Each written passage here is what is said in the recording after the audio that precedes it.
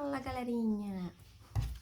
Vamos à oitava leitura, a oitava parte deste livro, que é o oitavo capítulo, e se trata do arquétipo da louca revolucionária. Vai ser bom esse, hein? Vamos nessa? Bom, começando então pela citação. Às vezes eu quero ler, às vezes não, né? Porque tem algumas citações que são bem difíceis de entender. Não significa que vocês não iriam querer saber o que está escrito, mas se quiserem, eu já disse, né? Vocês podem pedir aqui escrito, tá? Bom, vamos lá. A raiva turbilhona entre mim e as coisas, transfigurando. Uma boa raiva posta para fora é bela como um raio e cheia de poder. Uma boa raiva engolida talha o sangue. De Margie Pierce, Uma Raiva Justa. Bom, o filme Uma Cidade Sem Passado revolucionou meu próprio pensamento a respeito da louca e deu-me uma imagem que podia unir os opostos de gentileza e assertividade, de paz e combate. Numa cena do tribunal, a figura da justiça é representada como uma louca, enorme, feroz e poderosa. O filme dramatiza uma história real de como uma historiadora foi marginalizada quando tentou descobrir a verdade sobre sua cidade natal alemã durante o período nazista. O título em inglês minimiza o título original alemão, que quer dizer a jovem terrível ou assustadora. Este filme apresenta um modelo de mulher contemporânea, suficientemente corajosa para rebelar-se contra a negação de sua comunidade sobre sua culpa nazista. Para assim lutar pela justiça, uma mãe terna que precisa ser incansável em sua busca da verdade, uma mulher sensível com a coragem e a determinação de uma louca. A heroína Sonja conta sua história, a de sua família e de cidades modelos, num documentário irônico para a televisão alemã. Ela começa a vida como uma boa menina, elogiada por sua inteligência e obediência numa escola paroquial, onde se torna a queridinha dos professores. Mas ela também tem amigos entre seus colegas por causa de seu temperamento doce e senso de humor. Ela é uma criança rebelde e travessa. Por sugestão de sua professora, inscreve-se no concurso escolar nacional e ganha uma viagem a Paris. Recebe uma medalha especial do prefeito por sua realização e se deleita com o elogio. Entretanto, as circunstâncias a levam a transformar-se numa revolucionária. No próximo concurso escolar, Sonja escolhe o tema Minha Cidade Natal durante o Terceiro Reich. Embora seus professores tentem fazê-la mudar de ideia, por que será? Sonja se orgulha da sua cidade, um bispado que se gaba por sua resistência aos nazistas. Sonja quer mostrar como a cidade manteve sua integridade durante a ocupação nazista. Sua mãe a aconselha a escrever coisas positivas, pois ela vem de uma família importante e respeitável. Ao pesquisar, Sonja descobre que as pessoas da cidade não gostam muito de falar sobre suas lembranças. A única pessoa disposta a falar é sua avó. Quando ela tentou dar pão aos prisioneiros judeus, as autoridades mandaram que ela parasse. A avó era uma rebelde e continuou a ajudar os judeus e organizou uma marcha de protesto com as mulheres. Ela foi condenada à prisão, mas foi perdoada porque tinha 10 filhos. Caramba! A avó rebelde de Sonja é o único modelo de compaixão e justiça que ela tem.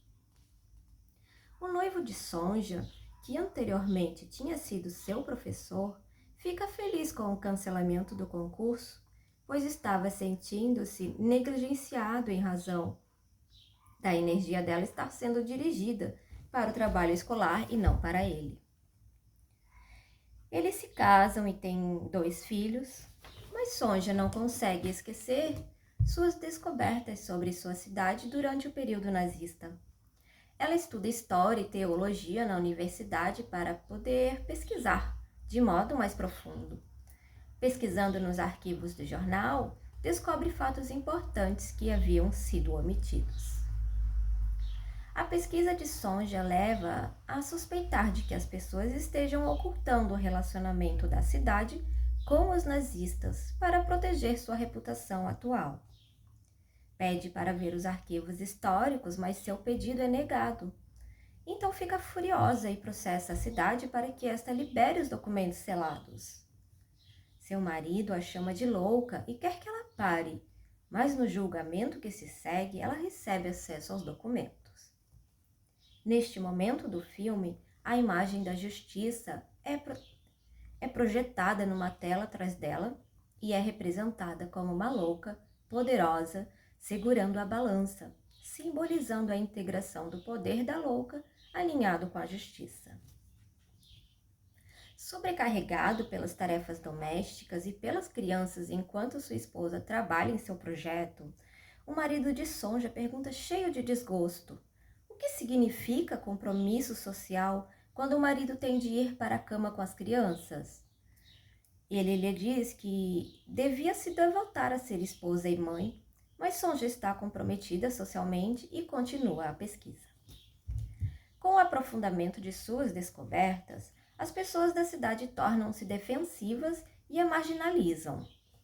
Punks neonazistas jogam uma pedra na janela de seu quarto, pregam um gato em sua porta e, mais tarde, jogam uma bomba na sua casa. Mensagens telefônicas ameaçadoras incomodam a família. Imagina se não, cara. Sonja questiona se insistir nesse tema vale a ameaça à sua família e a seus filhos, mas ela acha que não pode desistir. Sua integridade a obriga a continuar buscando a verdade. Aproveita uma falha na segurança e consegue acesso aos arquivos que contêm evidências incriminatórias sobre a colaboração da cidade com os nazistas. As pessoas da cidade tinham projetado sua própria culpa sobre pessoas inocentes que tentaram ajudar os judeus e as tinham perseguido como bodes expiatórios. Todo sentido.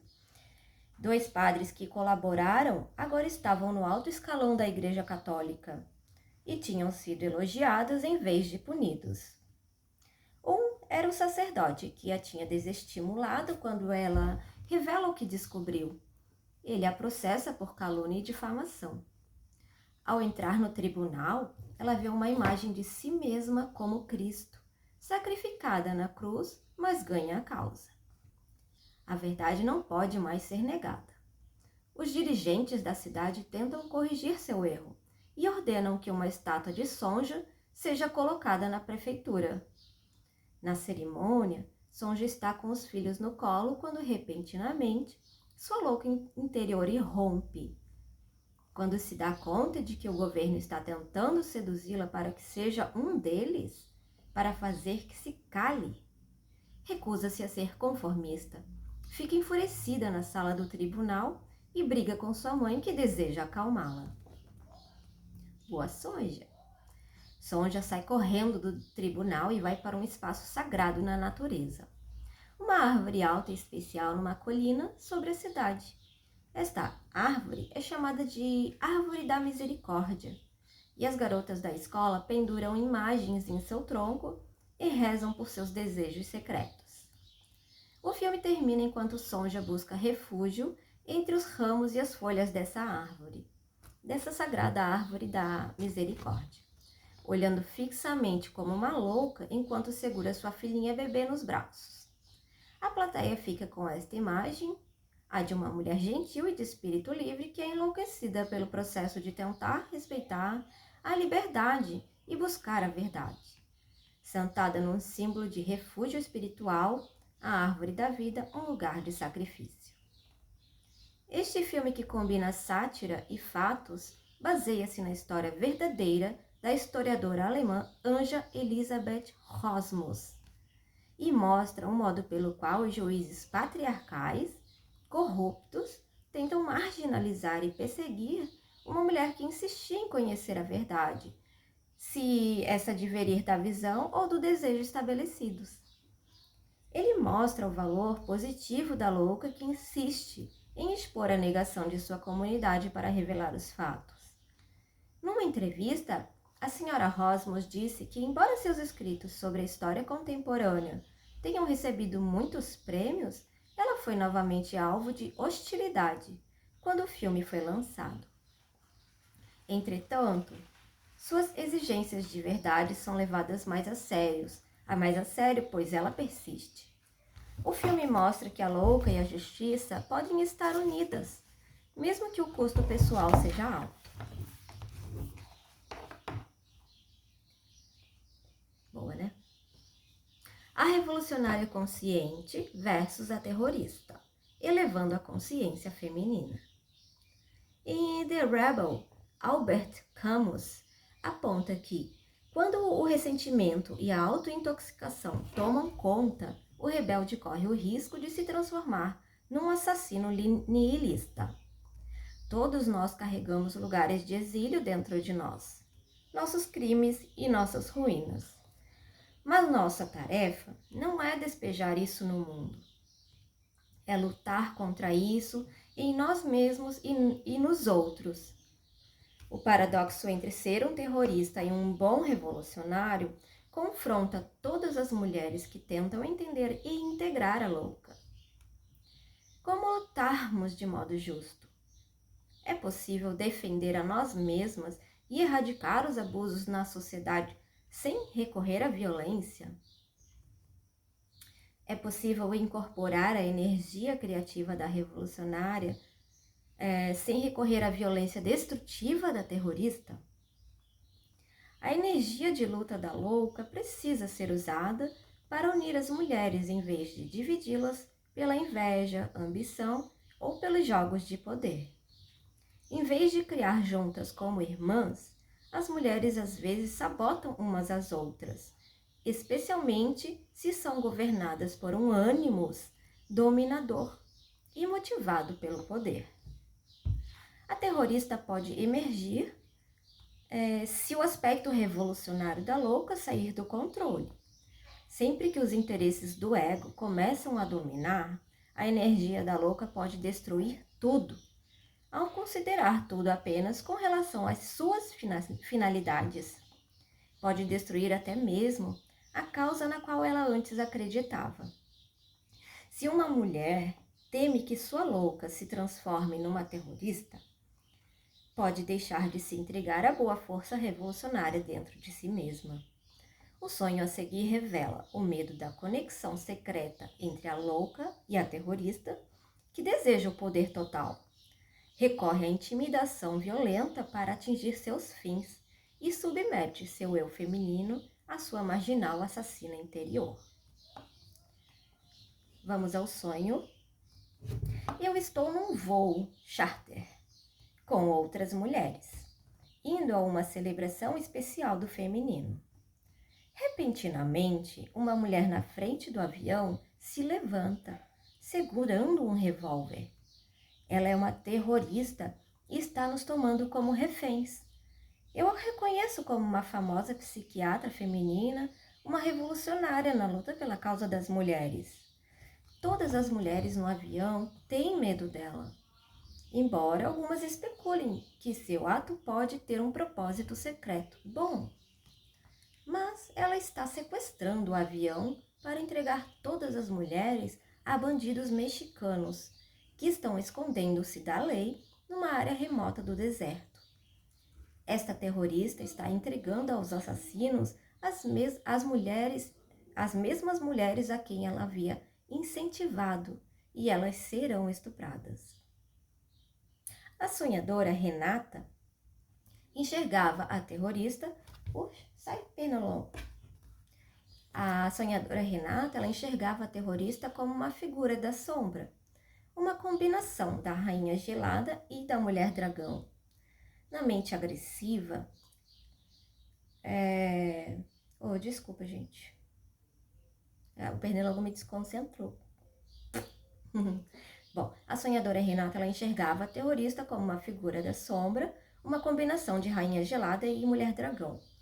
Na vida real, esta mulher era distante, sem respostas emocionais e friamente agressiva. E tendia a manipular os outros para conseguir o melhor resultado para si mesma. Quando era criticada, sempre se justificava e atacava antes, em vez de ouvir. Era conhecida entre seus colegas por sua tendência a acusar os outros para defender as mulheres traídas. Muito embora ela própria às vezes magoasse as mulheres com seu impulso de poder.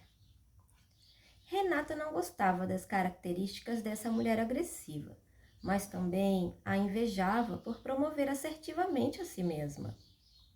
No sonho, esta mulher era mostrada como uma terrorista, entregando as mesmas mulheres que ela afirmava ajudar aos bandidos, para que estes a estuprassem. Eita. Ela representava as tendências separatistas, patriarcais da mulher voltada para o poder, que precisa ser a primeira e estar no topo. Seu lado positivo era sua autoafirmação. O desafio pessoal para Renata era aprender a lutar por si mesma e reconhecer sua própria energia louca e seu poder, usando-os para confrontar o espírito valentão nos homens e nas mulheres, em vez de se retrair com medo. Renata estava envolvida num projeto revolucionário para desafiar os padrões abusivos e torná-los públicos. E tinha realmente de confrontar essa mulher. O sonho revelou que para continuar seu trabalho na área da espiritualidade feminina, precisaria confrontar a terrorista, tanto o valentão no mundo externo, quanto a terrorista dentro de si mesma, que ameaçava seu trabalho público com táticas de medo e que a isolava. Então a mantinha refém de sua marginal interior oculta. Outro modo em que a energia da louca pode degenerar é por meio da empolgação maníaca, com relação a uma causa revolucionária sem uma disciplina adequada ou um plano de ação efetivo. Apaixonar-se e abraçar uma causa pode resultar em sentir-se perdida e confusa com o caos da empolgação. O fracasso em desenvolver a disciplina e o conhecimento necessários para atingir os objetivos pode levar a um cinismo amargo se os resultados não forem os desejados, mesmo que a causa seja importante e o entusiasmo seja bom. O ressentimento diante do poder estabelecido, com o qual não se pode lidar, permite sabotar qualquer trabalho em direção aos objetivos e alimentar a marginal em vez da revolucionária. A revolucionária consciente, que defende quem ela é e não permite que os outros violem sua integridade, pode transformar sua energia louca para lutar pelos direitos humanos e pela liberdade. Neste momento, talvez mais do que em qualquer outro período da história, os abusos do patriarcado resultaram numa sociedade adictiva e na destruição ecológica que ameaça a vida na Terra. A energia da louca, a raiva feminina diante dos abusos individuais, familiares, sociais e planetários, pode alimentar tanto a transformação pessoal quanto a social, contanto que reconheça e aprenda como usar seu próprio poder. Muitas mulheres necessitam aprender a lutar por si mesmas. Elas foram ensinadas pela cultura e por seus pais que não é feminino mostrar raiva, mesmo para defender-se. Precisamos encontrar bons modelos para lutar por nossos direitos. Uma mulher precisa ser a revolucionária para mudar a si mesma, a família também e a sociedade ou até o mundo. O modelo atual é Anita Hill, que confrontou Clarence Thomas com acusações de assédio sexual quando ele foi indicado para o cargo de juiz na Suprema Corte. A coragem e dignidade de Anitta continuam a inspirar mulheres a lutar por seus direitos, mesmo que Thomas tenha assumido o cargo. Sempre assim, né, gente? Aprendendo a lutar pelos direitos femininos. A história de Brenda. Vamos conhecer a Brenda. O modo pelo qual os abusos do sistema patriarcal podem levar as mulheres à ação revolucionária aparece na história de Brenda, uma mulher contemporânea que precisou integrar o poder positivo da louca. Brenda é uma historiadora que sempre lutou por justiça social para as minorias. Em marchas pela paz e escrevendo artigos que expressavam sua visão de harmonia social, embora ela pudesse lutar pelos outros, tinha dificuldade em lutar por si mesma, pois tinha sido criada para cuidar dos outros e se sacrificar por eles. Ela admirava as mulheres heróicas da história que lutaram para corporificar seus ideais, como Rosa Luxemburgo, Emma Goldman, Margaret Sanger e Jane Addams. Contudo, ficava triste por haver poucos modelos femininos contemporâneos e algumas vezes ressentia-se com o fato de se identificar profissionalmente com os homens. Te entendo, Brenda.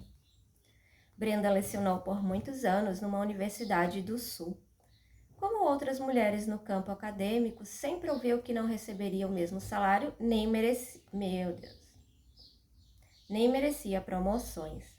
Diversos homens no mesmo departamento, que foram contratados ao mesmo tempo que ela e tinham o mesmo número de publicações, ou até menos, tinham sido promovidos em status e salário, enquanto ela permanecia durante anos no mesmo nível.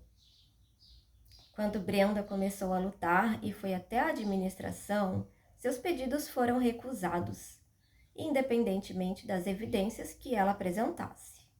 Foi ainda tratada com condescendência e lhe disseram que suas energias deviam se dirigir principalmente para o cuidado de seus filhos. Mas nem suas tarefas como professora, nem suas outras obrigações profissionais tinham sido afetadas pela maternidade. Seu departamento tinha pedido que fosse promovida, mas a administração recusara. Os homens que tinham sido promovidos possuíam algo em comum. Faziam parte do sistema dos rapazes dos bons tempos. Quando foi escolhido um novo diretor para o departamento, Brenda descobriu que estava sendo gradualmente afastada das aulas mais importantes, das indicações para comitês e relegada a comitês sem importância. Ela suspeitava que o diretor desprezava as mulheres, mas outras duas mulheres mais jovens do departamento estavam empolgadas com o diretor, pois ele parecia estar protegendo-as. No entanto, no momento em que elas poderiam ser promovidas, ele as sabotou. Ele teve influência suficiente para fazer que a promoção de uma dessas mulheres fosse recusada e impediu que a outra atingisse as exigências de publicação ao pressioná-la para entrar na política do campus e aconselhá-la a mudar de especialização. Sua promoção foi recusada por falta de publicações. Brenda já tinha os requisitos necessários e assim ele não podia questioná-la quanto a isso, mas recomendava consistentemente que ela recebesse o menor aumento de salário possível. Enquanto os homens do departamento continuaram a receber aumentos maiores. Ele também ridicularizava sua abordagem única a seu tema como sendo uma coisa de miolo mole. Finalmente, Brenda decidiu agir. Foi ao reitor, mas ele disse que os diretores têm o direito de tomar essas decisões. Chocada e furiosa, pediu ao reitor para rever seus relatórios de progresso, mas ele se recusou. Desculpa o palavrão, cuzão. Ela saiu de seu escritório enfurecida, claro, com razão. e foi até a administração para dar início a um processo de queixa salarial. Boa, Brenda! Um estudo quantitativo mostrou que ela estava vários milhares de dólares abaixo de seus colegas, mas o julgamento final da administração foi que não havia desigualdade. Brenda questionou esta decisão, citando o relatório quantitativo, mas o relatório tinha desaparecido. E quando ela questionou o fato, o grupo decisório disse-lhe que não haviam visto o relatório. Ela escreveu uma carta indignada criticando o procedimento. E então tentou obter uma resposta dos membros de seu departamento. Escreveu um bilhete a cada pessoa descrevendo o que havia acontecido e não obteve resposta. Durante algum tempo, Brenda ficou obcecada em fazer que as pessoas ouvissem sua história. Sentia-se louca quando ninguém enxergava nem ouvia seu ponto de vista. Finalmente parou de lutar, sentindo-se derrotada e humilhada.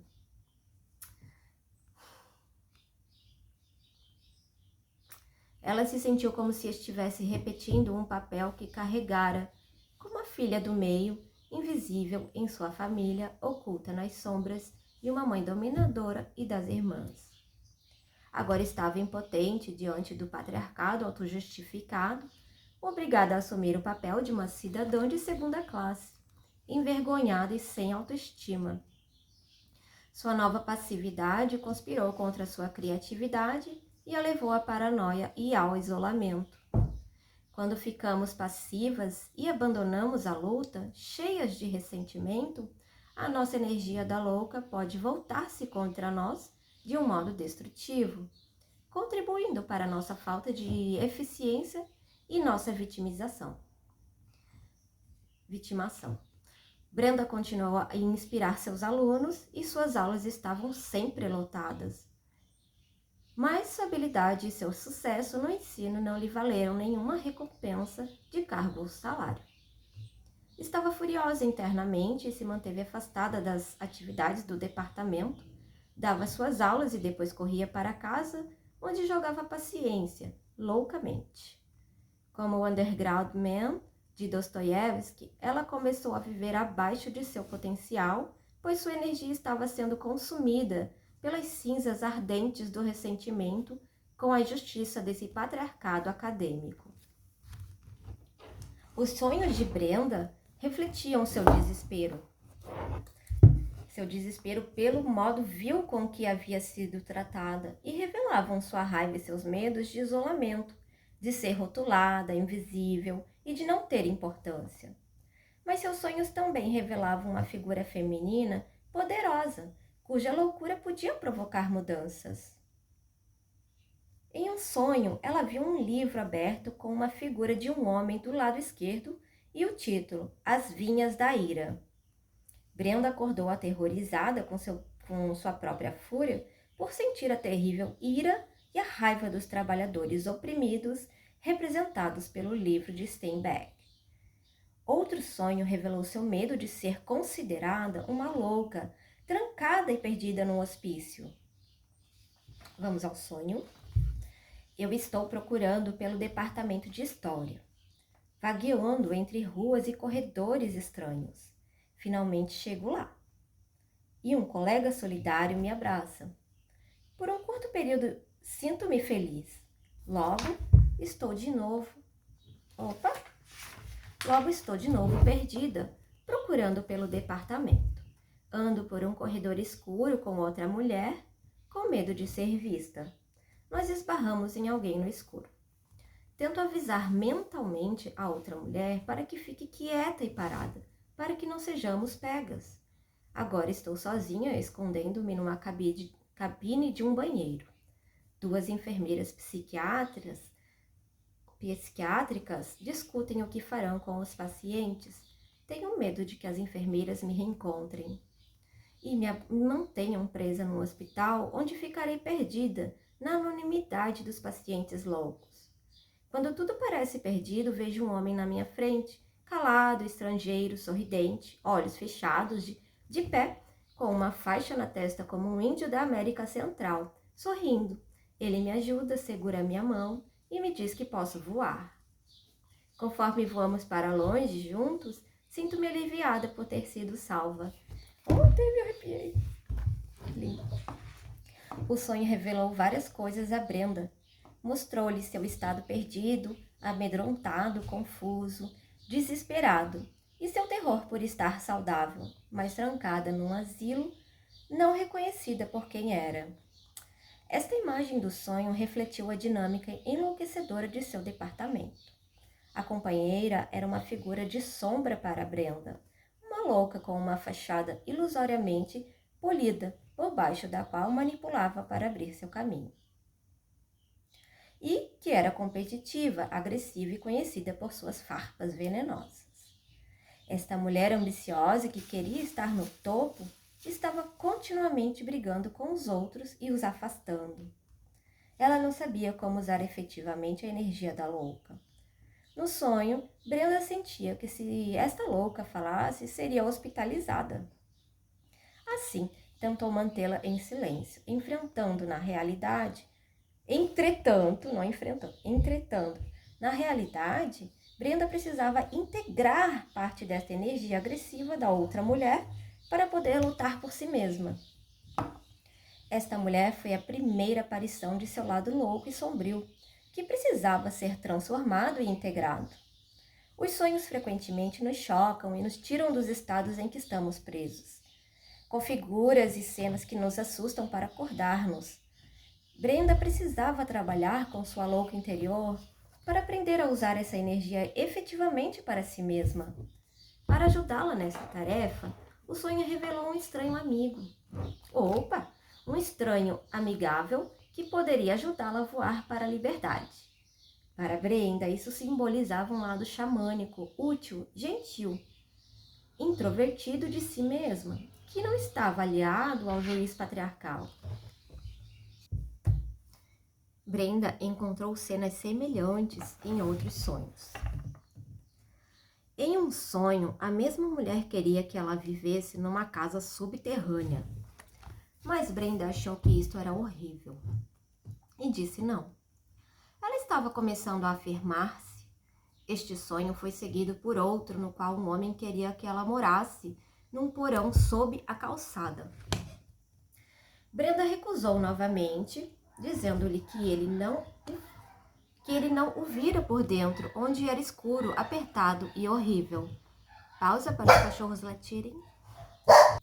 Aproveitando, tomando um cafezinho. Tu também gosta de cafezinho? Bom, né? Então tá, vamos nessa. O porão simbolizava o modo restrito em que Brenda... Ai, não deu ainda, né? Os cachorros estão latindo aí. Oh, meu Deus. Depois de muitas pausas, né? Não sei como é que tá se sentindo aí, se te atrapalhou no raciocínio, peço desculpas. Eu quero transformar esses vídeos numa coisa bem íntima, sabe, pessoal? Não tenho intenção de transformar isso numa coisa muito profissional, com aquelas leituras, sabe? Que a gente vê, né, em audiobooks e tal. Mas, claro, essa é a minha ideia, né, a minha intenção. E se não for agradável pra ti, te peço desculpas, né? Talvez tu esteja se sentindo mal, não sei. Espero que não. Mas, como a minha proposta é essa, né, da gente imaginar que a gente tá num clube de livros, se a gente estivesse juntas pessoalmente, a gente ia estar vivenciando, né, essa experiência de algumas coisas interromperem, né, o nosso fluxo aí de pensamento. Faz parte, né? Bom, então eu vou voltar neste capítulo, nesse parágrafo, tá? Vamos lá. Brenda encontrou cenas semelhantes em outros sonhos. Em um sonho, a mesma mulher queria que ela vivesse numa casa subterrânea, mas Brenda achou que isto era horrível e disse não. Ela estava começando a afirmar-se. Este sonho foi seguido por outro. Ela estava começando a afirmar-se, começando a dizer não para aquilo que não fazia bem para ela, né? E aí ela teve algum outro sonho, no qual um homem queria que ela morasse num porão sob a calçada. E ela disse ao homem que queria que ele disse, e recusou novamente, dizendo a ele que ele não sabia como era lá. Porque ele não tinha visto o que tinha lá, como que era esse lugar. E ela disse, ele era escuro, apertado e horrível. A Brenda já se dando conta do que não é bom para ela, né? Então tá. Esse porão, né, do sonho, ele simbolizava o modo restrito em que Brenda estava vivendo. Olha só. Os dois sonhos enfatizavam sua habilidade crescente de dizer não, de recusar um modo inferior de vida. Boa! Em outros sonhos, foi confrontada com a saída da universidade, que estava inundada, e em consertar um banheiro alagado. A inundação e o banheiro alagado simbolizavam os sentimentos avassaladores que Brenda tinha relegado a um lugar particular de recusa, mas que precisava ser contidos e expressos. Em outro sonho, ela e sua irmã, que parecia controlada, mas que na verdade estava furiosa, começavam a girar de modo enlouquecido e ela teria de levá-la embora. É agir, não é girar não, gente. Elas começaram a agir de modo enlouquecido e ela teria que levá-la embora. Neste sonho, Brenda tinha de lidar com a louca no contexto de uma palestra acadêmica patriarcal, imagina. Seus sonhos revelavam aspectos opostos da louca. As maneiras ressentidas e passivas ou agressivas e marciais da louca são ineficazes e, desse modo, são coniventes com o juiz. Ao contrário, uma mulher que é capaz de afirmar-se, expressar a raiva do modo apropriado quando necessário e rir das regras rígidas, pode usar sua energia construtivamente. A louca começou a aparecer com maior frequência em seus sonhos.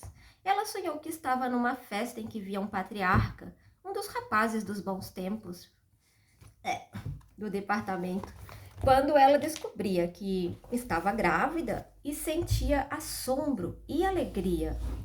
Passou por um aborto. Repentinamente, suas longas unhas vermelhas soltavam chamas enfurecidas. A gravidez simbolizava o nascimento potencial de seu novo feminino, assertivo, que poderia lidar efetivamente com os rapazes dos bons tempos. Ela se defenderia para que este novo eu não fosse destruído. E em outro sonho, Brenda encontrou uma louca bem-humorada e de espírito livre. Sonho: acabei de receber um aumento de salário com a condição de me mudar para a periferia de uma grande cidade. Não quero me mudar para longe e percebo que meus colegas querem me manter à distância.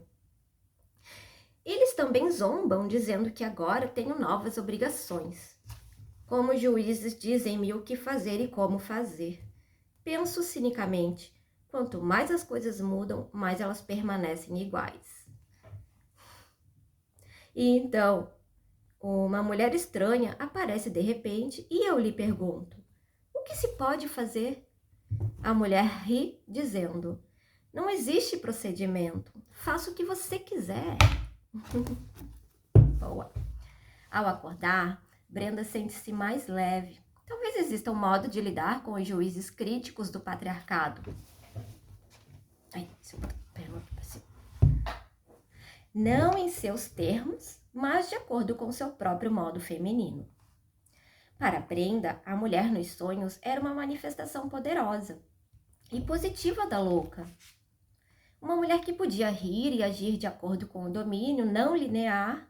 Uma mulher que lhe disse que podia fazer o que quisesse de seu próprio jeito. Tão diferente da mãe de Brenda, que havia insistido em que ela fosse uma filha boa e cumpridora de suas obrigações. Depois deste sonho, Brenda sentiu uma nova energia. Começou a fazer coisas saudáveis para si mesma. Yoga, andar de bicicleta e construir sua força física e sua flexibilidade. Começou a sentir-se menos à mercê à mercê, né, do comportamento caprichoso dos outros. Um sonho mostrou que ela agora estava mais forte. No sonho, um homem lhe mostra um apartamento de aspecto feio que lhe dá má impressão. Ela o recusa. Ela se defende, usa a tampa de uma lata de lixo como escudo e um bastão como espada. E os atinge quando tentam atacá-la, cantando zombeteiramente uma canção de Shirley Temple, de The Good Ship Lollipop. Agora Brenda estava pronta para defender-se. Não pegaria mais o lixo dos outros. Ela havia quebrado a imagem da boa menina que a mantivera aprisionada. Internamente, Brenda estava libertando-se ao se conectar com o poder da louca positiva. Externamente, as coisas começaram a mudar de modo sincrônico, como frequentemente acontece quando alguém se transforma.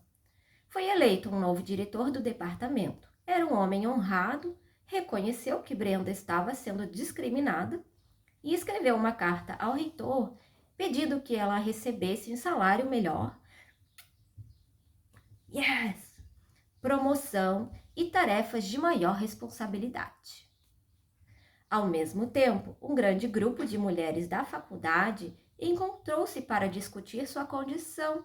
Elas representavam aproximadamente 1/3 das mulheres da faculdade. Uau!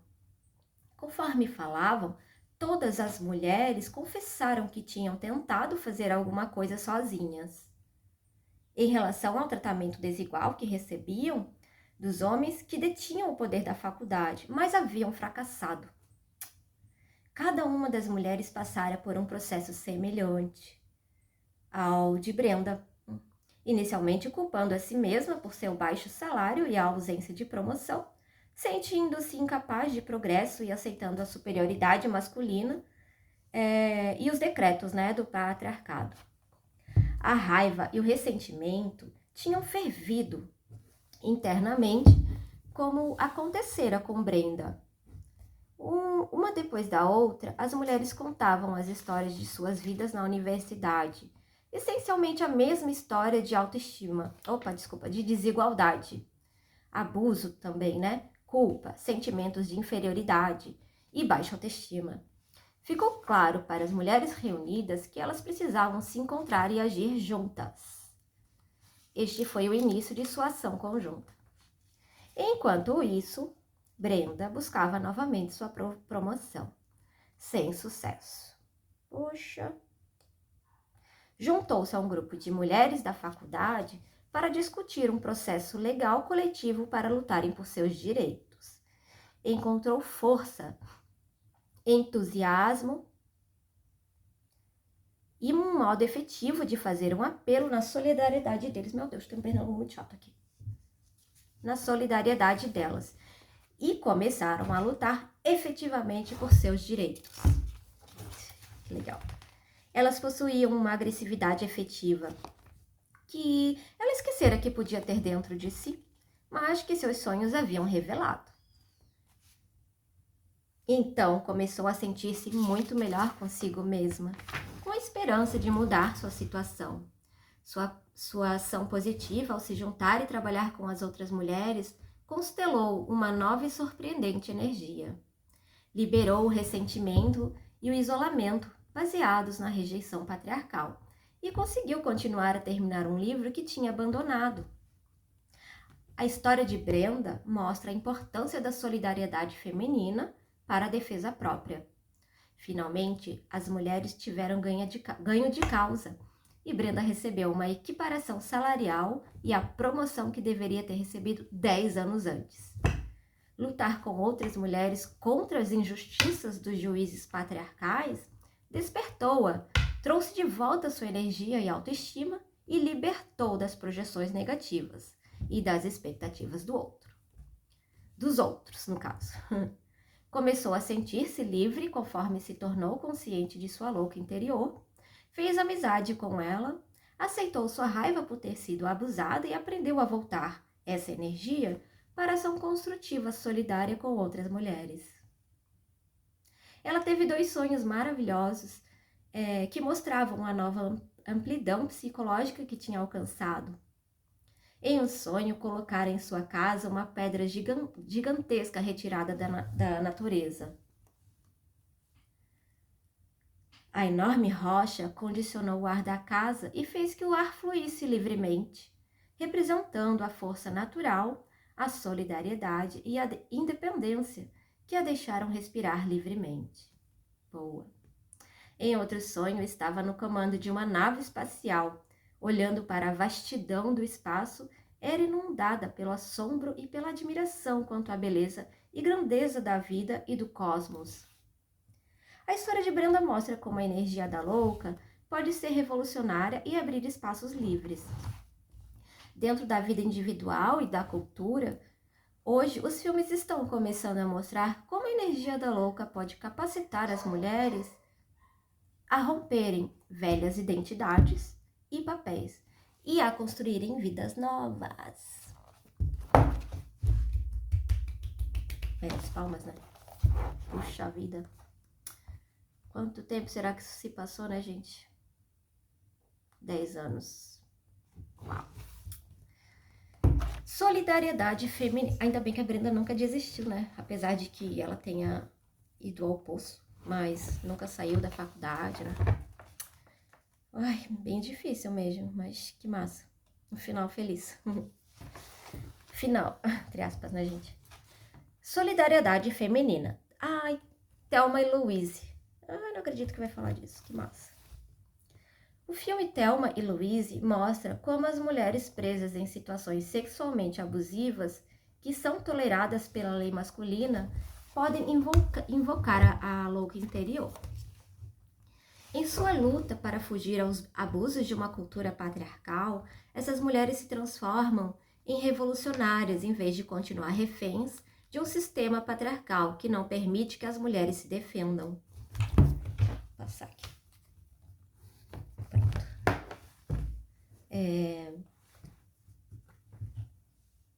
Thelma é um pássaro engaiolado, presa num casamento limitador. Seu marido é grosseiro e abusador. Vive dando ordens a ela e a menospreza constantemente, chamando-a de cabeça oca.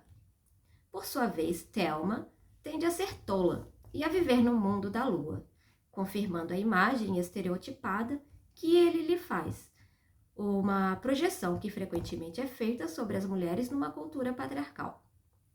Os homens tendem a usar mais essa estereotipia quanto mais estiverem fora de contato com seu próprio lado feminino, e quanto mais temerem as diferenças inatas das mulheres e desejarem mantê-las passivas.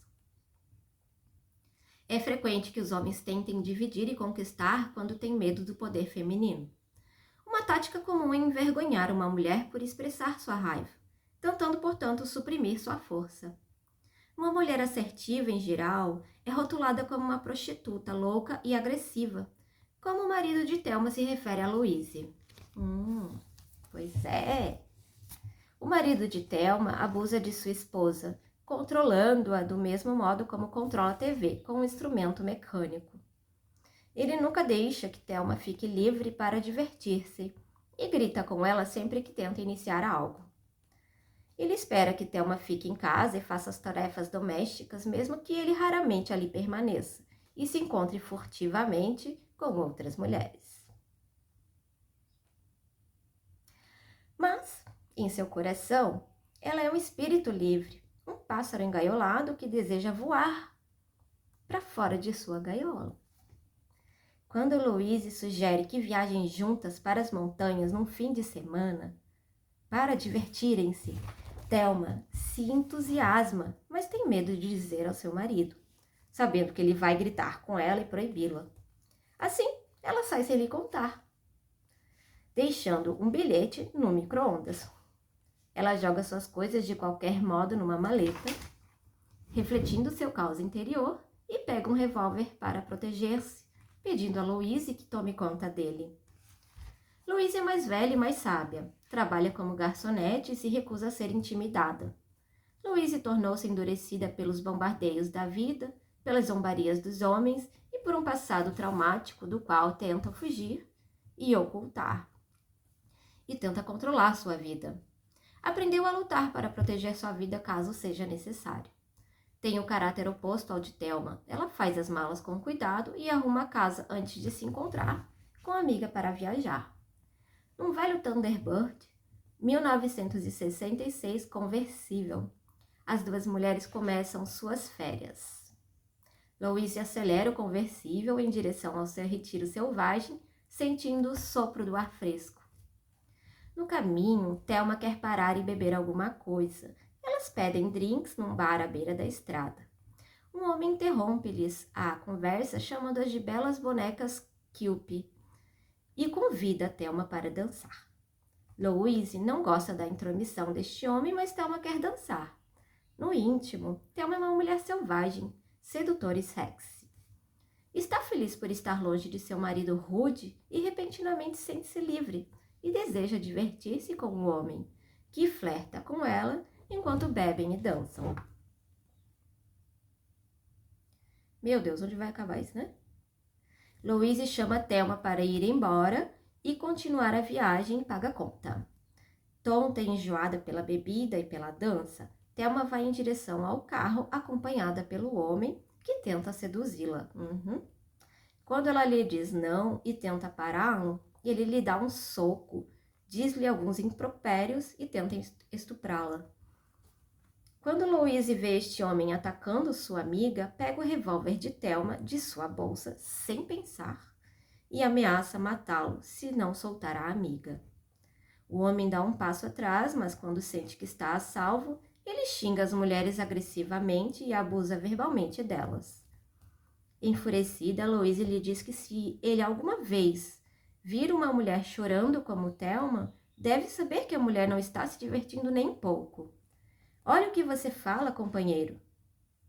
Ai, não, pulei uma parte. Ela não, né? A mulher não está se divertindo nem um pouco. Ele chama Louise de puta e diz: chupe meu pau. E Louise responde: olha o que você fala, companheiro. E impulsivamente aperta o gatilho, baleando-o acidentalmente no coração. Em pânico, Thelma e Louise entram rapidamente no carro e se afastam. Não conseguem acreditar no que aconteceu, mas Louise sabe que está encrencada. Thelma pensa que a polícia acreditará na verdade, que o homem a estava estuprando e que foi baleado em legítima defesa. Mas Louise diz: quem vai acreditar em você? Nós não vivemos nesse tipo de mundo, Thelma. No mundo masculino, mesmo que uma mulher diga não e queira dizer não, não é levada a sério. Não importam as circunstâncias. Em vez disso, é menosprezada como alguém que não sabe o que quer ou como alguém que não tem opinião. Um slogan usado pelos cadetes de West Point nos anos 60 diz tudo. A diferença entre a sedução e o estupro é a habilidade do vendedor. Eita! Meu Deus. Tá. Este ponto de vista reduz a mulher a um receptáculo para elogios e sêmen e nega a voz e escolha a ela. Mas este é o código peniano, né? Masculino contra o qual as mulheres se rebelam. Louise teme que Thelma seja acusada de seduzir o homem e que ela própria seja acusada de assassinato. Não à toa, né? Foda. Desesperada, Louise decide tentar fugir para o México. Ela sabe que está marcada. Thelma liga para o marido às 4 da manhã e decide ir com Louise quando descobre que ele não está em casa. Na estrada, Thelma convence Louise a dar uma carona para um homem mochileiro. E eles vão para o motel para o qual o namorado de Louise deve enviar dinheiro. Ela deixa o dinheiro aos cuidados de Thelma enquanto conversa com seu namorado, que foi até lá contra sua vontade. Ela lhe diz que o ama, mas que recusa seu pedido de casamento, sabendo que se ficar com ele ou lhe contar algo, ele poderá ser preso como cúmplice.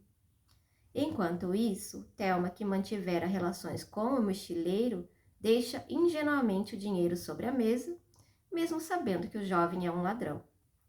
Na manhã seguinte, Louise desaba quando descobre que o dinheiro foi roubado. e todo o seu controle se rompe. Thelma repentinamente fica no comando. Ela decide repor o dinheiro perdido, roubando uma loja. O jovem ladrão havia lhe dito como fazê-lo. Luísa espera no carro, desesperada, sem saber dos planos de Thelma. Thelma assalta a loja de um modo educado e agora é procurada por assalto à mão armada. De volta à estrada, ela ameaça um policial que havia parado Luísa por excesso de velocidade. Thelma coloca no porta-malas do carro dele e lhe diz para ser bom para sua esposa, quando, então, ele pede misericórdia. Depois diz a Louise, algo passou por cima de mim. Eu não posso voltar, eu simplesmente não conseguiria viver daquele modo. Agora me sinto desperta, totalmente desperta. Não me lembro de ter me sentido assim antes. Tudo parece diferente. Ela sentiu o chamado do vento e gosta desta nova sensação de liberdade. Thelma se tornou consciente das desigualdades, do desprezo e dos abusos e não vai mais tolerá-los.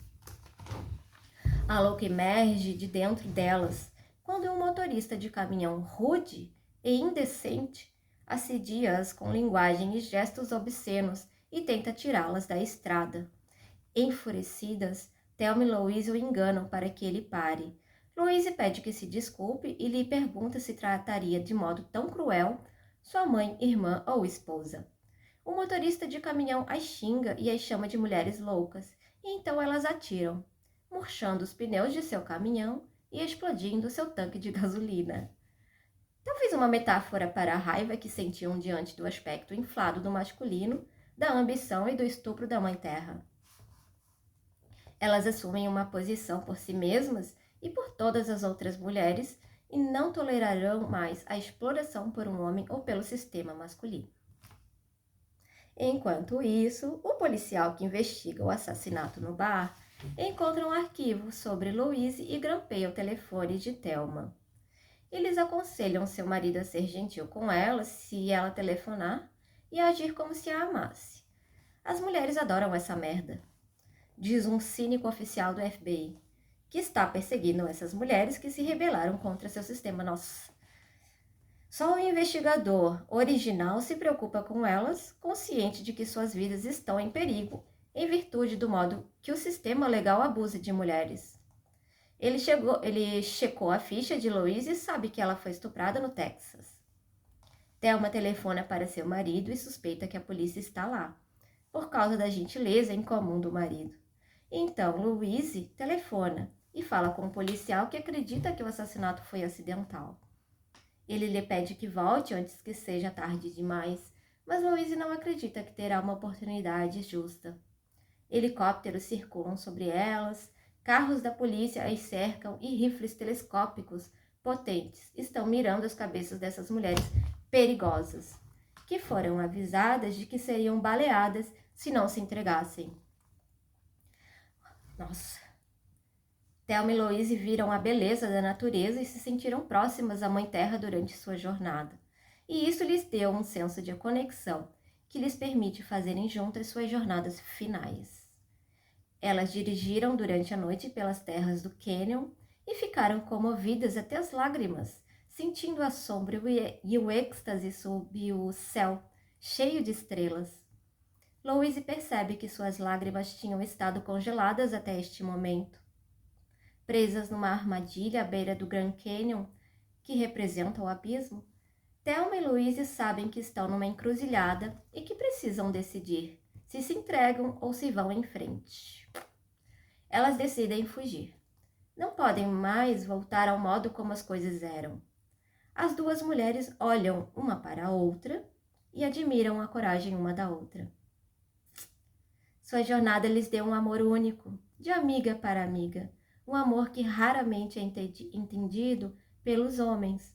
Beijam-se amigavelmente e concordam em ir adiante. Elas dão um salto de fé, de mãos dadas, e jogam o carro pela beira do cânion e mergulham no vazio. Thelma e Louise atingiram um estado de consciência que não lhes permitirá voltar a um estado policial repressivo ou patriarcal que abusa das mulheres e as explora. Escolhem morrer pela liberdade, unidas em sua amizade, voam livres sobre o abismo enquanto o filme termina. My gosh, eu tenho que ver esse filme de novo. Faz tantos anos que eu vi. Vai ser outra perspectiva agora, mas vamos ver, né? Continuando, Thelma e Louise não conseguiriam não conseguiriam retornar a uma sociedade disfuncional que abusa do feminino e só tem um lugar para ir. Em frente, no abismo para a liberdade do desconhecido. Simbolicamente, o abismo é o lugar da transformação espiritual, onde os místicos vão para a revelação divina.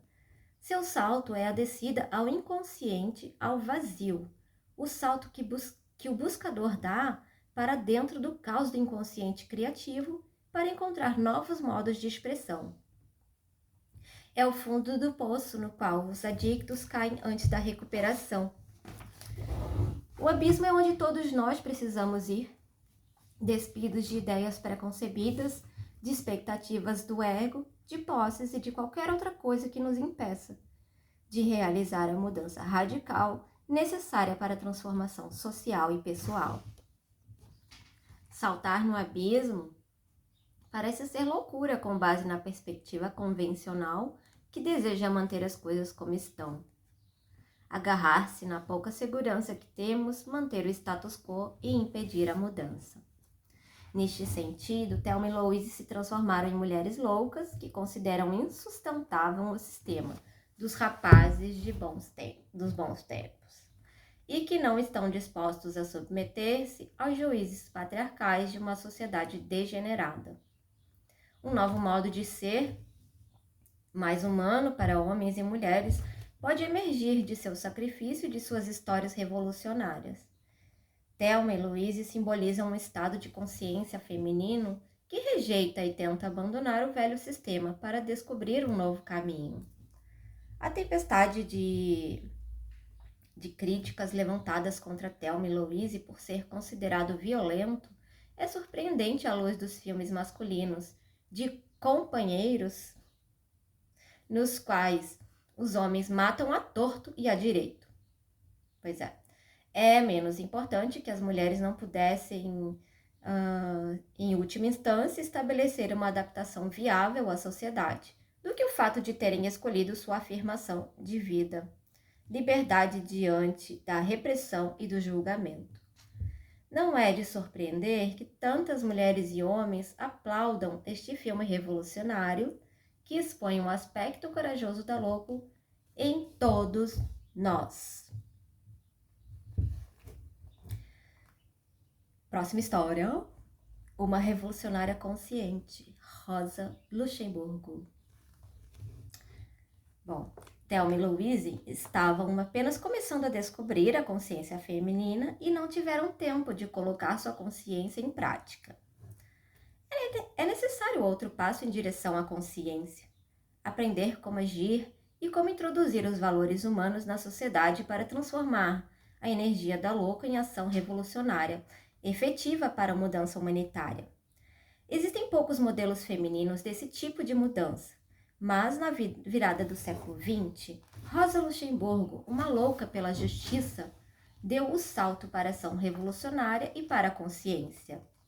Ela era uma porta-voz política do socialismo democrático e desenvolveu um ponto de vista de mudança radical, acreditando que a revolução precisava desenvolver-se de acordo com uma consciência crescente dos oprimidos, obtida por meios pacíficos e não por meios violentos. Rosa se opunha totalmente ao terrorismo e à visão patriarcal dominante de que a mudança social devia ser dirigida de cima por uma pequena elite. Eita, nós! Maravilhosa, né? Meu Deus! Acreditava que a reforma se desenvolveria naturalmente com base na consciência amadurecida da comunidade humana, sobre o que é necessário para uma vida boa e com significado espiritual. Rosa Luxemburgo propunha uma política humana que viesse de dentro de uma situação, que legal, ó, que viesse dentro de uma situação, em vez de uma imposta de fora pelas leis estáticas e absolutas do juiz patriarcado. do patriarcado, né? Seu compromisso moral com a liberdade de pensar de modo diferente estava no âmago de sua filosofia humanística. Argumentava que sem virtude moral não pode haver progresso humano. Não mesmo. O alvo genuíno do marxismo, como ela o via, era restaurar a totalidade das pessoas, superando as alianças nacionais e unindo as pessoas em suas profundezas humanas. A discriminação contra as mulheres, o racismo, a exploração e a dominação das nações terminariam com o advento do verdadeiro socialismo internacional humanístico. Ela se opunha a greves organizadas artificialmente, planejadas e controladas pelos líderes partidários, e acreditava que apenas os trabalhadores amadurecidos tinham o direito de iniciar suas próprias lutas pela liberdade, e que isto podia ser feito pacificamente.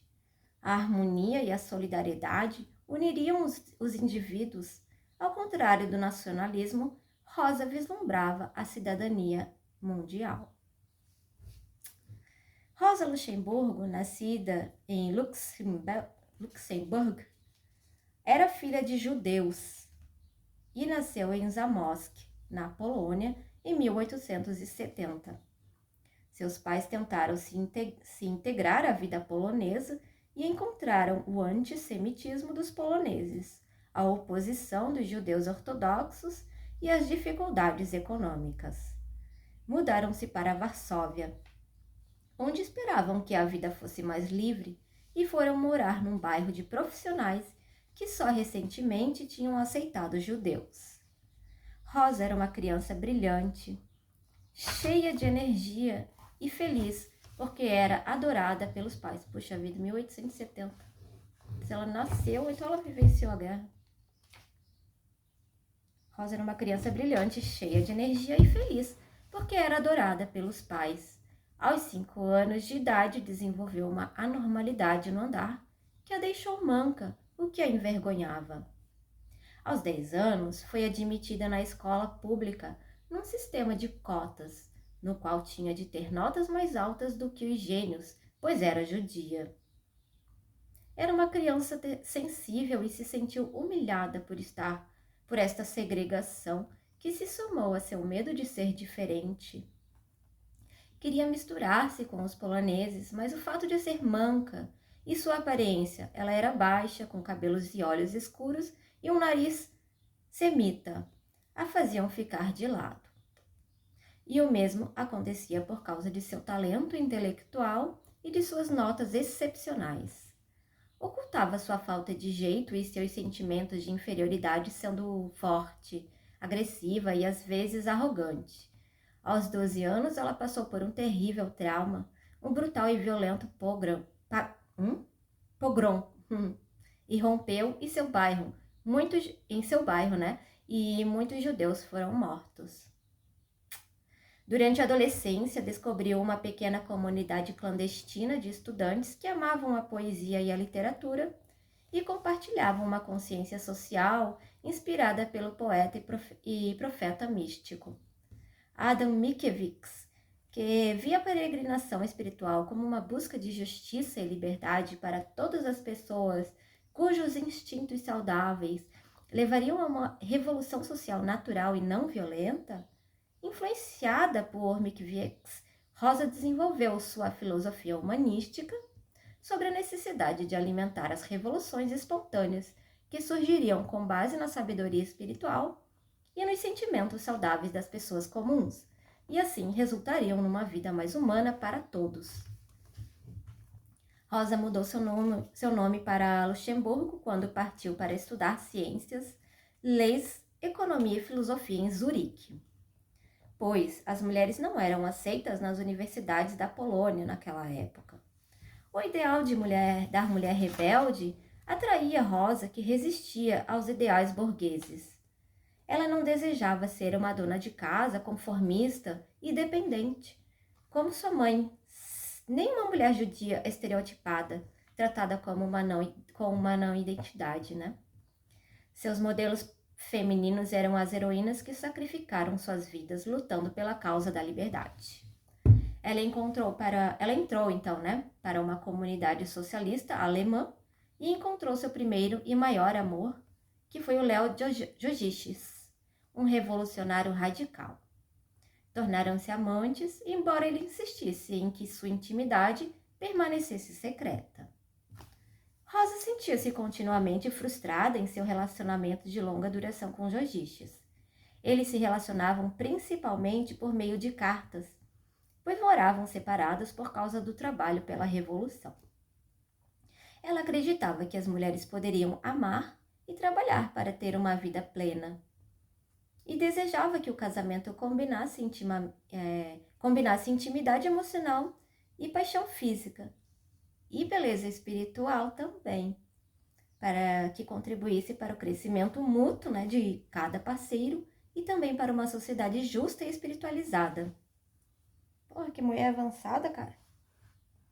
Mas Jogiches, que colocava a revolução antes da vida humana individual, sentia-se ameaçado pela intimidade emocional e resistia aos sentimentos, acreditando que a vida pessoal e o trabalho precisavam ser separados ou interfeririam na causa social pública.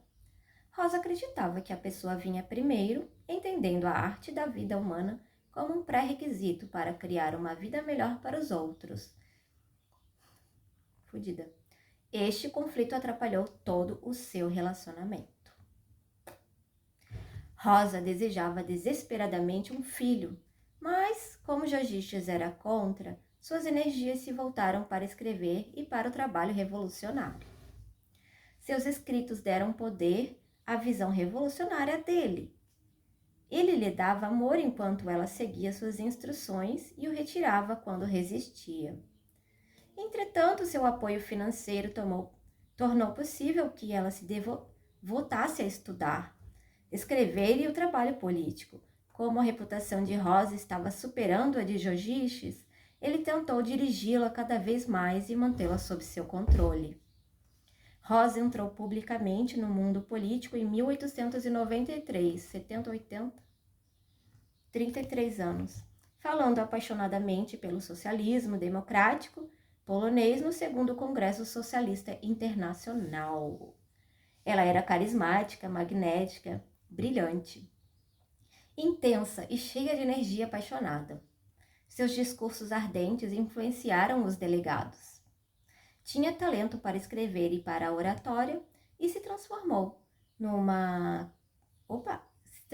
caneta influente por trás de diversos jornais socialistas. Deste modo, transformou sua raiva diante das injustiças que experimentara em sua própria vida, suas desvantagens e seu status inferior como uma judia na Polônia, numa polêmica contra a justiça política e numa visão humanística da harmonia social que afetariam o rumo da história. Não era 33 anos? Era 23, gente. Ai, que boa. Dá zero pra ela, né? Bom, aos 27 anos, 4 anos depois, já tinha se doutorado em Lei e Ciência Política e publicado mais de 50 artigos. Seu sucesso e reconhecimento públicos estavam aumentando. Tornou-se uma cidadã alemã por meio de um casamento arranjado, que depois foi desmanchado para que ela pudesse mudar-se para Berlim, o quartel-general de onde ela persuadia os trabalhadores poloneses na Alemanha com seus discursos inspiradores sobre a exploração e a necessidade de lutar por seus direitos. Tornou-se conhecida internacionalmente como um dos jovens especialistas do socialismo científico. Seu espírito rebelde e sua imaginação cativavam os ouvintes, que a adoravam. Seu background em literatura, filosofia e história dava profundidade e perspectiva à teoria social que estava formulando. Rosa era uma lutadora natural pelos ideais e frequentemente era criticada pelo partido. Foi denunciada por se comportar mais como uma mulher do que como um membro do partido. Começou. Mas seu poder vinha precisamente de seus valores femininos. sua crença de que um escritor precisa mergulhar fundo dentro de si mesmo e reviver emocionalmente a importância e a verdade do seu assunto para poder atingir com entusiasmo o coração do leitor estava no centro de sua influência. Rosa era constantemente solicitada como palestrante política e jornalista, e era influente nos partidos socialistas da Alemanha, o SPD, Polônia e Lituânia.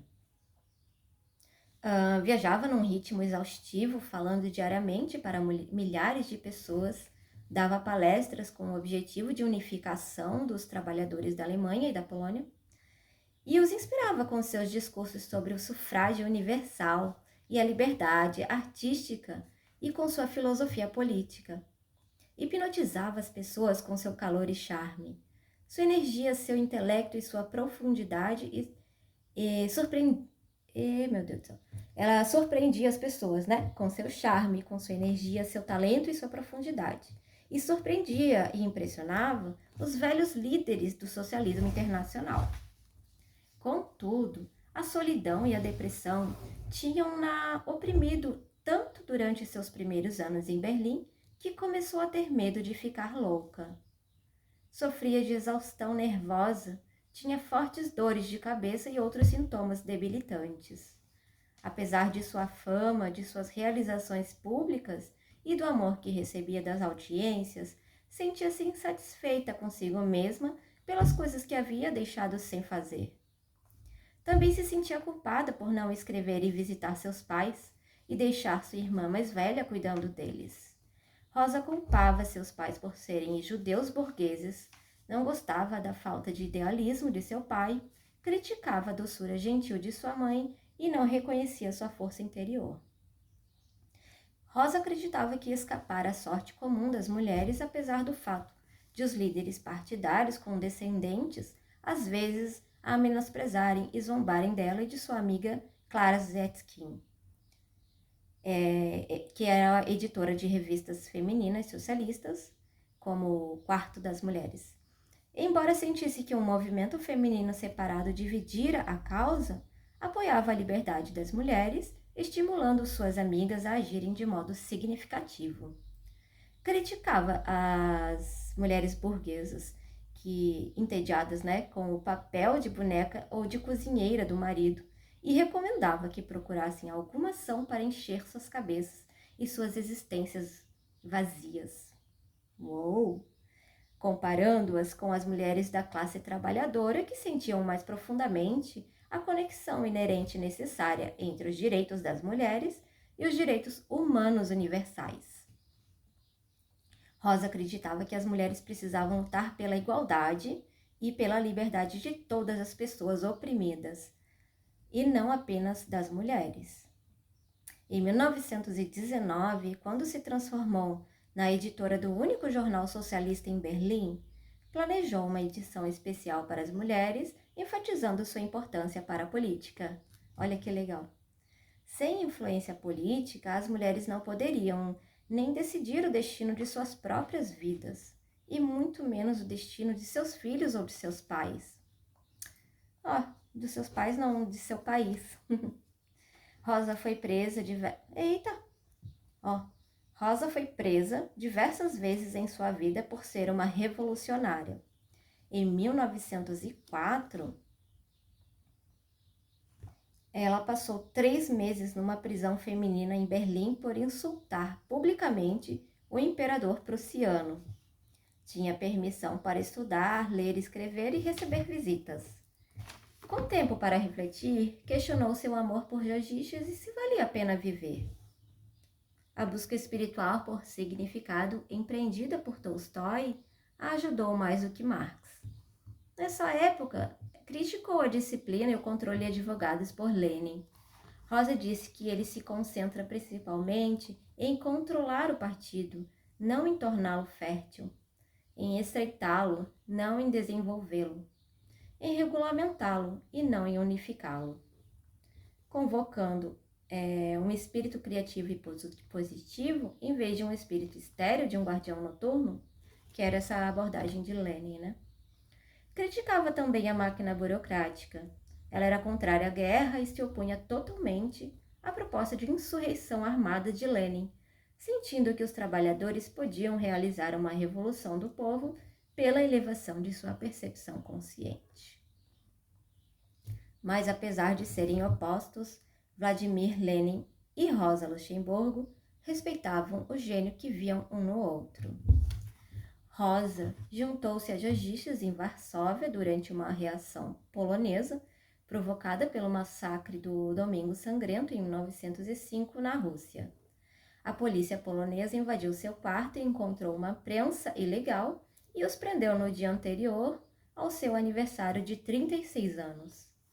A imprensa alemã antissocialista chamou-a de Rosa Sangrenta, uma estrangeira perigosa, e afirmou que ela havia obtido a cidadania alemã ilegalmente, e expôs seu caso com Jorgiches. Foi levantando dinheiro ilegalmente e expôs seu caso... Oh, meu Deus! Tá. Foi levantando dinheiro suficiente para tirá-la da prisão e, em 1906, quando uma corte marcial considerou Rosa e Jorgiches culpados pela tentativa de derrubar o governo russo, ela já estava na Alemanha. Por volta dos 30 anos, apaixonou-se pelo filho de uma de suas melhores amigas. Ele tinha uma personalidade oposta à de Jorgiches. Ele era um sonhador romântico que amava a música, a poesia e a natureza. Ela queria moldar a psique desse jovem como se ele fosse seu filho. Quando Rosa disse a Jorgiches que o casamento acabara, ele ficou enfurecido e se recusou a sair do apartamento. Ameaçou matar Rosa e seu novo amante. Rosa desafiou Jorgiches do mesmo modo como desafiava. Opa, só um momentinho. Então, a Rosa desafiou Jorgiches do mesmo modo como desafiava qualquer hierarquia abusiva que diminuísse a liberdade humana, quer fosse o patriarcado marxista, a sociedade burguesa ou simplesmente um homem. Rosa e Jorgiches não podiam romper completamente por causa de seu trabalho como líderes revolucionários, mas seu conflito foi interrompido por outra sentença de prisão por ter instigado a violência numa palestra pública alguns anos antes.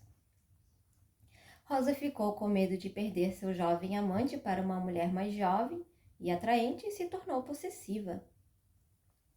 Ele se retraiu, mas continuou seu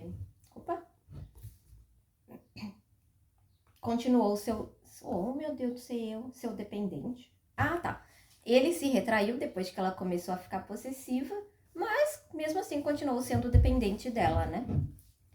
A Rosa concordou com uma amizade que era sobrecarregada por seus estados de espíritos sombrios. Usou a raiva desta rejeição para alimentar... Rejeição?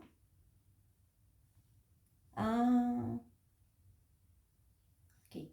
Rosa concordou com uma amizade, entendi, que era sobrecarregada por seus estados de espíritos sombrios.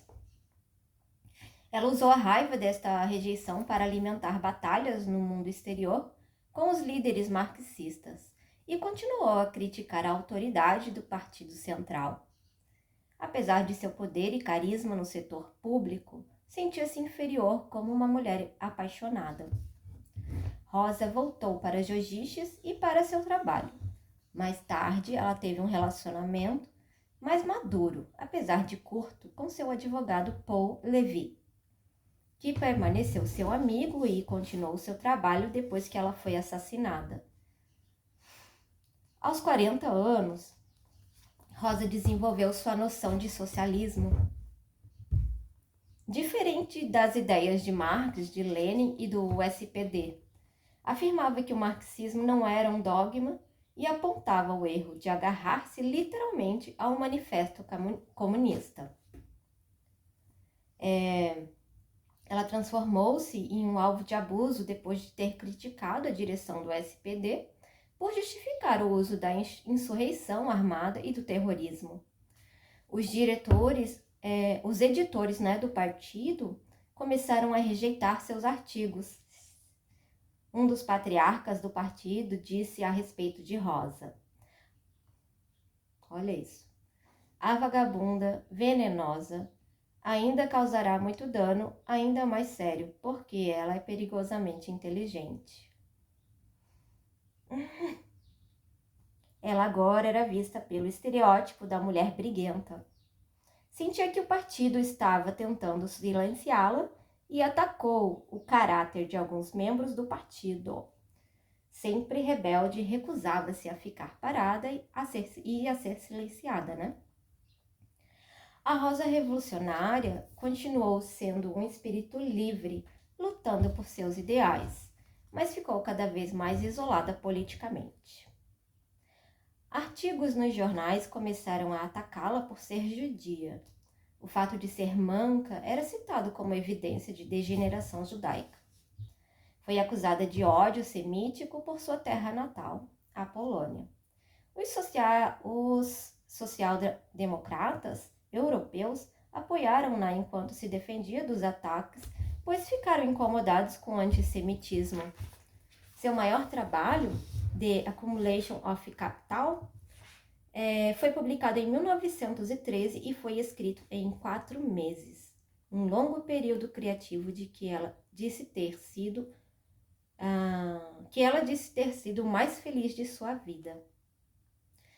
Ele era polêmico e foi criticado tanto pela direita quanto pela esquerda do Partido Social Democrata alemão, o SPD. Ela argumentava que o colapso do capitalismo era inevitável e automático, e que ele só seria substituído pelo socialismo por meio da crescente consciência revolucionária da classe trabalhadora. Meu Deus, cara.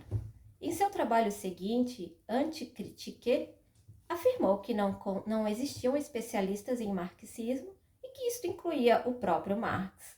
Rosa sempre instigava a criatividade, não o dogma. Condenada por incitar a desobediência pública, colocou o tribunal alemão sob julgamento, com um apelo em 1914, argumentando que só as pessoas e não o governo tinham o direito de determinar seus destinos, e que greves gerais eram apenas um estágio na luta de classes em direção à liberdade e paz humanas. Seu discurso brilhante e corajoso a transformou numa celebridade. Seus artigos, que anteriormente tinham sido rejeitados, eram agora procurados pela imprensa do SPD. Rosa foi condenada a 1 ano de prisão, mas tornou pública sua filosofia anti-guerra. A guerra poderia ser evitada se os trabalhadores fizessem uma greve geral em escala internacional e exigindo assim que os exércitos fossem abolidos. Os trabalhadores que fossem conscientes de seu poder e se recusassem a lutar poderiam alimentar a paz e evitar a guerra. Aumentaram as divisões no SPD. Quando a Primeira Guerra foi declarada, os social-democratas apoiaram-na e votaram um fundo de guerra. Rosa e outros se opuseram à guerra e saíram do partido. Desesperada com a deflagração da guerra, Rosa trabalhou tão duro que ficou doente com exaustão nervosa e física, sendo hospitalizada. E depois foi presa novamente. Carambola! Durante a guerra, Rosa passou mais de 3 anos na prisão e foi transferida frequentemente por causa da custódia protetora até que a guerra acabasse. Na prisão, escreveu cartas de desafio e de incentivo, censurando a fraqueza. Mas ela também escreveu cartas em que confessava sua vulnerabilidade e seu desespero. Rosa estava espiritualmente enfraquecida e temia a loucura. Os pesadelos a oprimiam. Ela registrou um sonho aterrorizante no qual ela devia cantar uma canção e se acompanhar ao piano. Na hora da apresentação, percebia que não podia tocar piano e que não havia ninguém para acompanhá-la. Para ter uma desculpa para não tocar, cortava seu dedo e depois gritava de pavor com medo de ser abandonada pelo amigo que havia organizado o concerto. Tinha esperanças de que a sobrinha pudesse acompanhá-la, mas depois se lembrava de que a sobrinha não tocava piano. O sonho revelava o pânico que tinha do isolamento e seu medo de ser abandonada pelos amigos. Ela afirmava seu desespero diante do fato de seu próprio canto, que representava a afirmação de sua existência, parecer impossível se estivesse condenada a cantar sozinha. Rosa foi lançada no caos na noite escura da alma.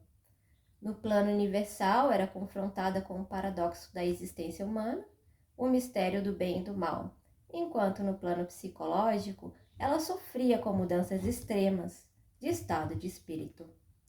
A profunda escuridão noturna é tão bela e macia como veludo, se soubermos como olhar para ela. Precisamos sempre aceitar tudo o que pertence à vida e achar ela. E achar tudo belo e bom. Pelo menos é isso que eu faço, não guiada pela razão. Opa! Tá. Desculpa, gente. Eu vou ler de novo esse trecho, tá? Num dos períodos de afirmação, ela escreveu: na escuridão, eu estou sorrindo pela vida e buscando a razão dessa felicidade.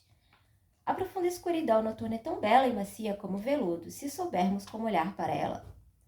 Precisamos sempre aceitar tudo o que pertence à vida e achar tudo belo e bom. Pelo menos é isso que eu faço, não guiada pela razão ou pela sabedoria, mas simplesmente seguindo minha natureza. Eu sinto instintivamente que este é o modo correto de viver e, portanto, eu me sinto realmente feliz sob quaisquer circunstâncias. A natureza elevava seu espírito. Enquanto estava na prisão, permitiram que ela cultivasse um jardim. Ver um pássaro, observar o crescimento de uma planta, observar a mudança do tempo a tranquilizavam. Finalmente, podia identificar-se com sua mãe, que acreditava que era possível entender o canto dos pássaros. Podia ler e estudar e mandava citações significativas dos livros que amava a seus amigos, informando-os sobre concertos e afirmando a persistência e o otimismo. Escrevendo, salvou-se de sucumbir no desespero e tentou transformar a derrota material em vitória espiritual. Rosa saiu da prisão em 1918 e voltou a Berlim, uma cidade em caos, com multidões aglomeradas nas ruas. A revolução começava no país, ameaçava o país, enquanto o governo alemão censurava o bolchevismo. Ela escreveu para um jornal socialista revolucionário recém-fundado, mudava com ele de hotel para hotel, pedindo em seus artigos por ação consciente, maturidade espiritual e medidas práticas, e continuou a denunciar o terrorismo como a perversão final do socialismo. Jorgiches trabalhava com ela, lutando pelo renascimento espiritual do trabalhador alemão. Eles estavam mais velhos, mais tolerantes e compreensivos um com o outro, e podiam expressar ternura. Ele sabia que Rosa não faria concessões nem com Lenin, cujos meios terroristas criticava, nem com os social-democratas alemães, que tinham traído o socialismo ao apoiar a guerra. Prisioneira entre os dois lados, criticando os dois, era condenada como uma mulher demônio que queria destruir o povo alemão. O ódio e o preconceito eram lançados contra ela em murais, panfletos e jornais. Em dezembro de 1918, soldados e trabalhadores lutaram uns contra os outros, as greves paralisaram a Alemanha e as diversas facções do SPD brigavam, uma acusando a outra de ter traído a revolução. Rosa acusava o SPD de ter dado apoio à guerra e ao exército do imperador, que tinha se voltado contra os trabalhadores, enquanto, ao mesmo tempo, ela alertava os trabalhadores alemães de que eles não estavam prontos para assumir o governo. Isolada, encarava também seu pior medo, o fracasso da sua visão. Os socialistas da geração mais jovem buscavam o poder e usavam violência para alcançar seus objetivos. Soldados do governo matavam os trabalhadores rebeldes, batiam neles e mutilavam seus corpos. Os soldados a criticaram sobre sua previsão de que o derramamento de sangue provocaria a aniquilação de uma ordem, uma previsão que mais tarde se mostrou verdadeira com a ascensão de Hitler. Ela culpava os líderes pelo fracasso, não as massas. Os soldados prenderam-na na noite de 15 de janeiro de 1919. Havia uma recompensa de 100.000 marcos por sua captura. Eles a levaram para um hotel que era o quartel-general temporário de uma divisão de soldados e para o quarto do capitão para ser identificada. Enquanto era conduzida pelo lobby, os soldados turbulentos zombavam dela, gritando "Rochen", e lá vai a velha puta. Quando foi conduzida de volta, um soldado saltou da multidão que escarnecia da rosa vermelha e bateu em sua cabeça com a coronha de seu rifle, e depois a atingiu novamente na têmpora, quando ela estava caída no chão.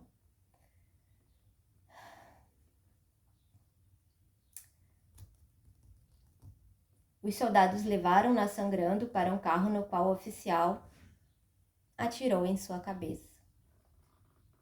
Ai, que raiva, cara. Levaram então seu corpo para as margens do rio Spree,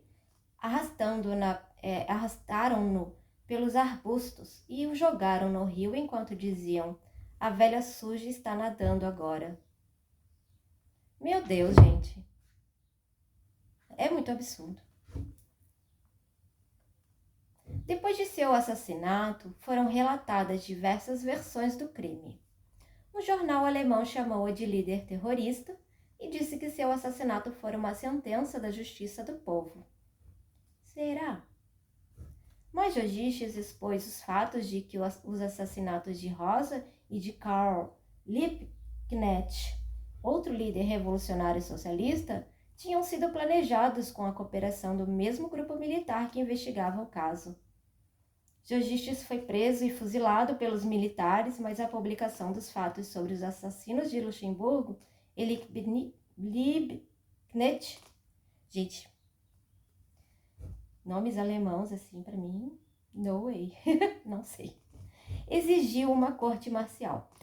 Desculpa. Jogiches foi preso e fuzilado pelos militares, mas a publicação dos fatos sobre os assassinatos da Rosa, e do Jogiches do outro cara, do Karl, exigiu uma corte marcial. Cada um dos soldados que atacaram Rosa recebeu a sentença de apenas 2 anos. Quando seu corpo foi encontrado, meses depois, a polícia tentou enterrá-la secretamente, com medo, pois eles sabiam que ela era amada pelo povo, o qual poderia rebelar-se. Mas Paul Lévy, que agora era o chefe do Partido Comunista Alemão, requereu uma identificação pós-morte. Não foi possível determinar se ela havia morrido por causa dos golpes, do tiro ou por afogamento. No funeral de Rosa Luxemburgo, em 13 de junho de 1919, uma enorme multidão lamentou a morte de uma grande heroína. As palavras de encerramento de seu último artigo foram colocadas sob sua foto em grandes bandeiras carregadas bem alto, para que todos a vissem. Ela escrevera que a revolução voltaria e anunciava: "Eu fui, eu sou e eu serei." Estas últimas palavras de afirmação, vindas das profundezas femininas desta heroína revolucionária, inspiram-nos ainda hoje, lembrando-nos da necessidade, de nos opormos à violência e de lutarmos pelos direitos humanos e também pela dignidade de todas as pessoas, independente de sexo, raça, nacionalidade ou religião. E gênero, gente? Mas aqui eles colocaram sexo, mas ok. Rosa Luxemburgo canalizou efetivamente o poder da louca.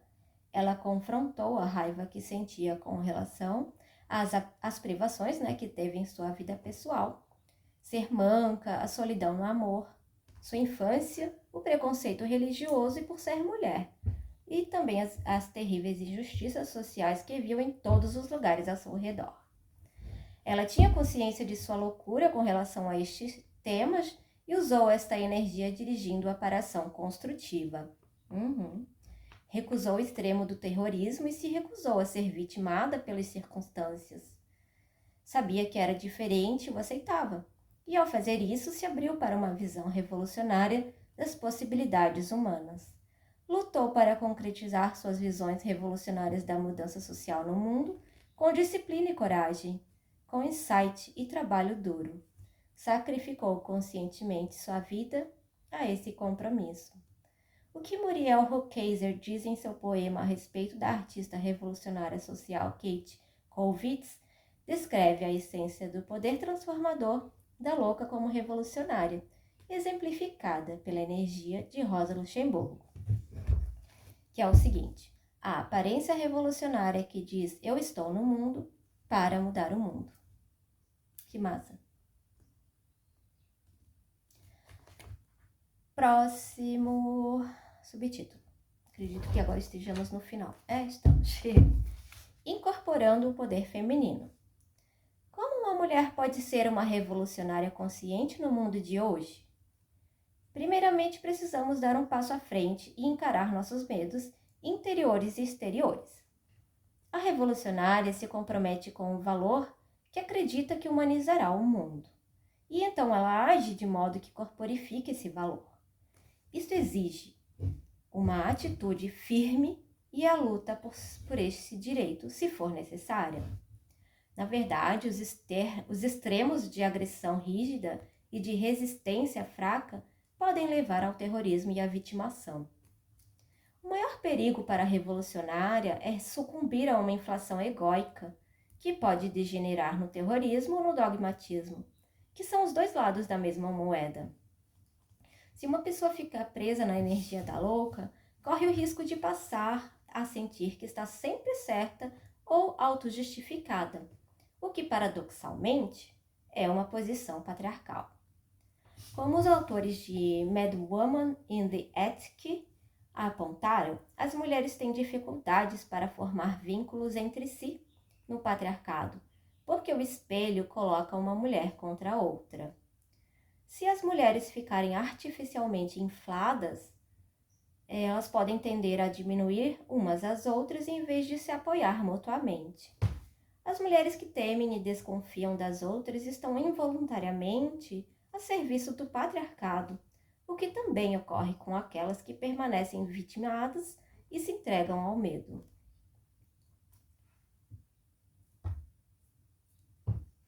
O modo de utilizar a energia revolucionária da louca é confrontar o medo, reconhecendo-o e ao mesmo tempo dando um salto de fé, corajosamente, sabendo que algo melhor está à espera. A ganhadora birmanesa do Prêmio Nobel Aung San Suu Kyi encarou corajosamente o medo por sua atitude revolucionária. Atualmente está lutando contra seu governo e seu sistema injusto por meio de uma espera ativa em nome da humanidade, enquanto está sob prisão domiciliar. Acredita que o medo é um hábito que as pessoas acabam por cultivar se viverem com medo por um longo período. Ela acredita que em seus corações as pessoas querem a liberdade. Um modo em que as mulheres modernas podem superar seus medos e se tornar revolucionárias é vir à frente e contar suas histórias, como fez Anita Hill. A negação do assédio e do abuso só pode ser exposta se as vítimas derem um passo adiante e contarem suas histórias. Com certeza. As mulheres transformarão a si mesmas, encontrarão sua força interior e serão capazes de mudar o sistema. Quando se tornarem ativas, assumirem uma posição solidária, agirem com o poder vindo da energia construtiva da louca e confrontarem o sistema dos rapazes dos bons tempos. Diretoras de filmes como Margaret von Trotta, que retratam as lutas das mulheres revolucionárias para atingir a totalidade feminina, em filmes como Rosa Luxemburgo e Marianne and Giuliani, ajudam-nos a entender sobre a nossa força e nosso relacionamento como mulheres. A afirmação revolucionária exige a ação honesta, espiritualmente centrada e totalmente focalizada. Ela necessita dedicação a uma causa e a disposição de abandonar os desejos egoístas de realizar os sacrifícios necessários, de morrer para um tipo de vida e continuar com outro e com identidade. Agir como base no centro feminismo com outras mulheres e não competindo entre si é essencial para revolucionar a liberação das mulheres. Uma demonstração poderosa do poder ativo da louca quando as mulheres cooperam aconteceu há alguns anos em Alice Springs, na Austrália, onde um grande grupo de mulheres aborígenes atravessaram a cidade marchando. Elas andavam de modo poderoso, de braços dados, seus símbolos rituais femininos estavam pintados sobre seus seios nus e protestavam contra a venda ilegal de álcool e drogas aos homens de sua comunidade que estavam desmoralizados pelo abuso dessas substâncias. A revolucionária ela pode utilizar construtivamente a energia da louca, ao provocar o caos criativo de onde pode surgir o novo crescimento. Ao lutar contra os sistemas sociais regressivos que matam o espírito feminino, pode cavar o solo escuro onde as novas ideias podem germinar e crescer. A revolucionária pode reescrever as regras rígidas do patriarcado, que busca poder na perfeição e na vitória, e dar à luz conscientemente diretrizes mais flexíveis de mudança, descoberta e exploração, acrescentando assim ao mundo sua visão feminina única. Hoje muitas mulheres já são revolucionárias, evolucionistas, como Rachel Carson. Elas são ecofeministas que compartilham objetivos comuns e desejam criar uma relação de cuidado e cura com a Terra, e buscam novos modelos de auxiliar as causas ecológicas e de recuperar o equilíbrio da sociedade e do meio ambiente. Meu Deus, que capítulo foda, cara. Sério mesmo. Sensacional. Então tá, né? Terminamos por hoje. Pelo menos por este vídeo, né? E nos vemos no próximo. Um beijo e até a próxima.